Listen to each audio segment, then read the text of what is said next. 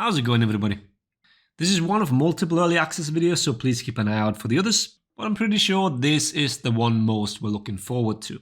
Well, actually, you might have been just as surprised as me when you heard that there were once again a plethora of small changes to multiple heroes. So we're going to look at all those in detail today and check what they actually mean for your gameplay.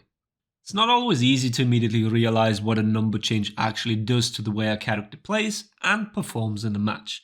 But it seems like it'll be a common thing going forward that the seasons bring changes outside of previously tested big ones in the testing grounds. Let's hope it'll be a long-term thing. Just like my partnership with NordVPN. Once again, thanks to them for partnering up. And as sad as it sounds, a VPN and its encompassing features become more and more necessary nowadays. While they do have many features that are simply based on convenience, like changing location to circumvent region locks, be that for gaming or consuming any other form of content really, from sports events to news or TV series. The more important aspect that NordVPN offers is security. To be more exact, the NordVPN cybersecurity package. More details about the deal in just a second. No matter how careful you are, you always run the risk of clicking something that you shouldn't. Or even in-game, DDoSing has become a sad reality in online games nowadays, as apparently people can't handle losing in a video game. NordVPN protects you from all that and more. So check out the exclusive deal right here. Go to nordvpn.com/freeze or simply follow the link down in the video description. Not only do you get a big discount, if you choose the 2-year package, you also get an additional 4 months on top of all that. Once you experience all these benefits yourself, you wouldn't want to miss it anymore. Link down below, check out the deal for yourself. Alright, let's get to it then, as this one might be a little bit longer than usual. First, the counter guard break changes from the testing grounds a few weeks back. I think pretty much everyone universally agreed that these were great. And just as a quick summary, if you are the person counter guard breaking, you are now left frame advantaged. You're plus by 1. This allows you to pretty much buffer any attack straight after without having to fear to be guard broken out of it by a repeated GB attempt from the opponent. On top of it, you are no longer allowed to freely disengage with a back dodge after a counter guard break. Rolls will also be caught. If you have any more questions about this, please let me know. I know I've talked about it a lot, but I am happy how quickly Ubisoft managed to implement this change. Alright, I don't really have any particular order in which I want to do these here now, so let's just pick JJ. One of the undisputed top picks at the moment, so some changes were to be expected. I frame checked all the zone attacks and they are exactly as advertised in the patch notes. Neutral zone remains 500 ms. Shifu zone slowed down to 633 by 1 frame. And then the Parry zone slowed down by 100 to 600 ms. Shifu zone is what I want to look at. Let's be honest, that move was never neutral offense to begin with. I personally saw no need for that change. It seems to be similar to the slowing down of Parry's dodge attack, to be honest. Jiang Jun's means of punishing dashes is that very move, unless he wants to engage in a mix-up with his own dodge attack. The scrapped guard break vulnerability G even had an amazing change for JJ that allowed him to Shifu out of hitstun quicker, which meant he could reliably punish in-chain bashes. But I mean, that's gone now. Now, with the slowing down of the zone afterwards, the problem of punishing bashes consistently is exacerbated. Depending on the Shifu timing, BP, for example, might have a window in which he can parry that zone. While I personally do like if there is a distinction in punishes between read and reaction-based dodges, or Shifu stance in this case, I also think a character needs a reliable way to punish in the first place. Maybe I'm overthinking this here, but whatever benefit this change is supposed to have, I think it creates other problems at the same time, and those might be even worse. And for the Parry zone, we'll see how it performs in teamfights. Might take a week or two to get the first reports, but I don't think it should change all that much. Then the choke. First, the input comfort change, which I very much welcome. I'll talk more about this when we look at the other heroes that also received changes in that regard. What they also did was remove the damage reduction on the choke itself. Throughout the whole move, as well as the exit animation after the slap, there is no reduction at all. A teammate can add extra damage at any time. The best timing is probably after the slap. The window here is actually quite generous. The recovery is quite long. The JJ is quite far away, so confirming another attack afterwards could be a little bit of a pain depending on position. I was initially worried that this might lead to some nonsense ganks, but at least at first glance, I don't see anything crazy that's not already possible out of a normal parry to begin with.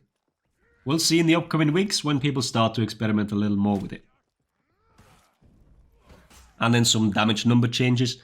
The finisher heavy is good reduced by a bit, both down by 2. Top heavy is 30 now and side heavy is 28. None of that is unexpected considering how much these land, especially externally. Moving on, Kensei. The skin accompanied by some buffs or nerfs, I've heard both. Overall, he does feel better in my opinion, but you judge for yourself. Opener top heavy sped up to 800 ms and damage reduced to 24. Second top heavy sped up to 900 ms and damage reduced by 3 down to 29. The finish heavy remains the same at 1100. Side heavy finishes sped up to 800 ms and damage reduced to 30 from 32. And then hit reaction changes. All heavies and all dodge attacks, including the forward dodge light, no longer have a heavy hit reaction. This was most likely so follow-up attacks stayed dodgeable and dead angling to no longer be possible. Now what does this mean for Kensei's unblockable mix-up then? All options to get into it are now from medium hit stun, except from the second light. The light after pommel strike is that very light as well, just to clarify. As you can see, the chain link from that light to the unblockable is already as fast as animations allow it really. I don't think they can shave off anything here anymore. But in short, a light interrupt attempt on the unblockable will only work from the light. If you do it from medium hit stun, then you will trade with the unblockable, which I personally think should not be the case. The unblockable should be strong, which, I mean, it is. Don't get me wrong. I don't think anyone can fully react to the whole mix-up, but it does feel a little sad that it trades on these instances here. The light interrupt attempt can be parried when you feint the unblockable, even if the window is a little smaller than normal. Now, the big kicker, medium block stun, because it is interruptible as well. So, light hit stun, as well as medium block stun. Medium hit stun trades, like I just said. Which now makes this move not so great anymore now, right? The soft feint to light is the only real consistent counter against it, as soft feint to heavy can not only be blocked, but otherwise countered depending on the opponent. Fast flows into full blocks, or dodge recovery cancels for dodge attacks, or even deflects. I mean, it just seems rather weak when the big unblockable is susceptible to so many things. The trading portion could be changed by simply making it 33 ms faster, but maybe there's a reason they don't do that. I want to hear some of you guys' thoughts here in particular. How strong should that unblockable be? The problem is mostly with the setup to get to it. Or maybe that's fine. So yeah, just let me know what you think. One more thing for Kensei. Both in my comment section as well as among the early access participants, talk about making the forward dodge light enhanced was quite popular. So maybe Ubisoft will look into that in the future. I think Kensei got some nice changes, like I said, but nothing insane really. But I'm sure I'll see at least one thumbnail with the Kensei skin and that very word on it. Taking bets in the comment section. I think YouTube needs some gamba system for tomfoolery like that. But I digress. Moving on. Let's talk Zhanhu, as he used to have similar problems with his unblockable finishes.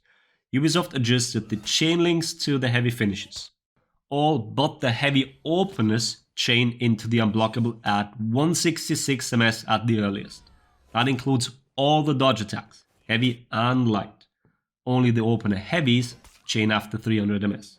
That is because of the hit reactions these moves cause. And Zhanhu is now completely immune to interrupt attempts. He won't get interrupted. He will not trade. He outright wins. That's a great change here.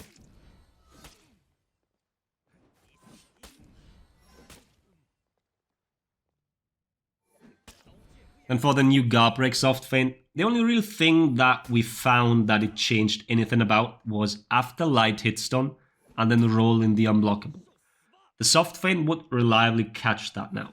We also tested against dodge attacks, and since we know the new target is 200 to 400 delay window, we used Aramusha for that. But he had no dice after light hit stun, and you'd only successfully GB after medium hit stun when delayed, so nothing too fancy here either. Let me know whether you might know a specific interaction where the GB will catch now. Then for the dodge heavy recovery changes, I did test both early access and current live version, as well as the light dodge attack. So current client version has 1100 ms for guard break and 900 ms for guard swap on dodge heavy, and then the dodge recovery is obviously the recovery cancel. And then the new values during early access are as follows. It's 800 ms for guard break and 600 ms for guard swap, and it's consistent on all sides and also for the lights. So that is quite a bit more significant, as the patch notes say. It is quite the reduction in recovery.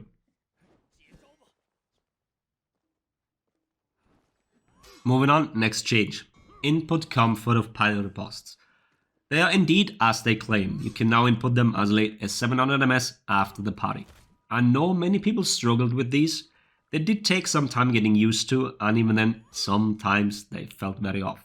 But at the same time, 700 ms might seem a little too generous. Hear me out why. Some of these were already used as gank setups.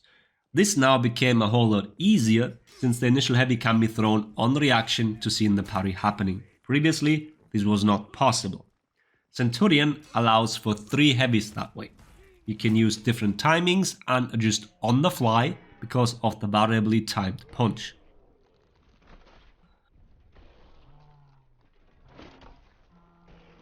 Warlord, on the other hand, doesn't really offer much because of limited chains. I guess I should also show you the interaction when you see the riposte and what hit stun resetting does for this sort of scenario, and why people try to get around it with elaborate ganks. So yeah, 2 heavies off a parry aren't exactly rocket science, or all are rare, so I don't really see an issue with Warlord. We'll see how things develop. It is another way of starting these ganks, but not really anything that totally breaks the game or even comes close to that.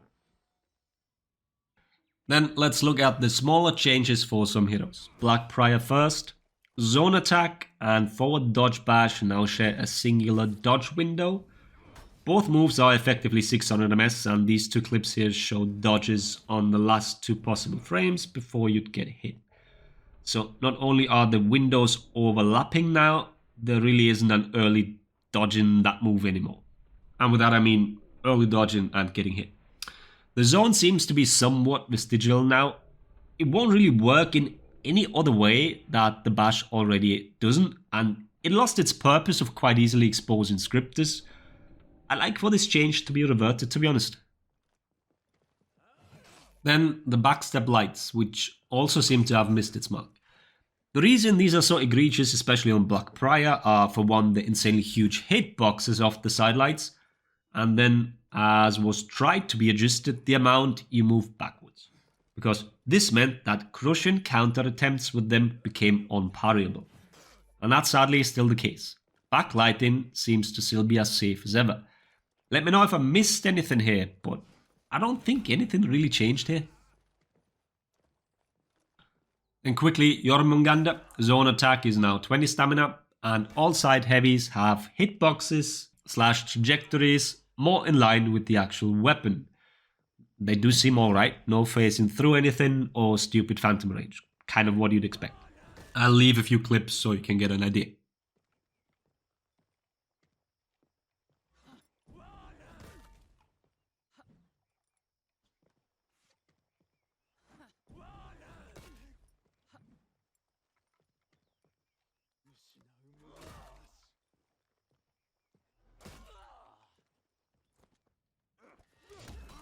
Then Berserker's running attack got hyper armor at 400 ms into the move. For what it's worth, this might as well be instant startup. It fits Circus kit, and it's not like running attacks are prone to interrupts anyways, so make it 0 ms startup, why not?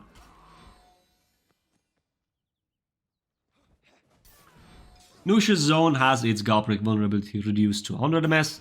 Raider is now the only hero with a zone attack that has higher guard break vulnerability, at least the startup. And Gladiator, in-chain toe stab is 500 MS now. It looks mighty quick. Many will be surprised the first time they see it. And let's talk iframes real quick. I've shared this in the past already, but a great way to test whether a move has only dodge frames or iframes as well is to try and dodge things in a corner. This is also how we figured out the side deflect window shenanigans like back in the day, or we rather used this as proof. But looking at the patch notes, many of the heroes now have gotten iframes on their dodge attacks. It shouldn't feel too different, but you can use this dodge into wall test to double check for yourself. It would take me way too long to confirm every single one of these numbers, as it would be strictly through repetition and hoping to get values around the ones mentioned. So yeah, what we did check were that they are present, and yes, it seems like all of them indeed have some form of iframes. Some feel slightly different though, in particular Magi. And then I saved the two community favorites for last, Shinobi and Parry. Let's do Shinbob first. The unlock fix seems to have worked. I couldn't get it a single time. Then the revenge changes are clearly a band-aid fix, but for now should do the trick. But this also means the ganks are still very much possible, and he keeps defying the rules set by the game by resetting hit stun on lots of his moves.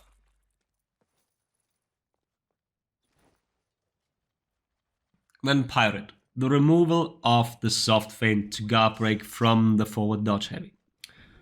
Let me explain real quick. Pirate had the quicker soft feint version, which means that if the forward dodge heavy is feinted, the guard break will land 100 MS earlier than the attack would. This means that that guard break lands on the last frame of the parry window. This resulted in people training themselves to consistently parry on that very last frame. And subsequently this meant, because of a weird interaction in the game, that they could counter guard break the soft feint. So they would attempt the parry, but the game hadn't quite decided that it is supposed to be guard break vulnerable. The only real explanation for this is the famous 33 MS offensive action input delay, which has been quite a riddle over the years as to what it applies to and what is free from it, or whether it still existed, but I guess our explanation here confirms that it still does.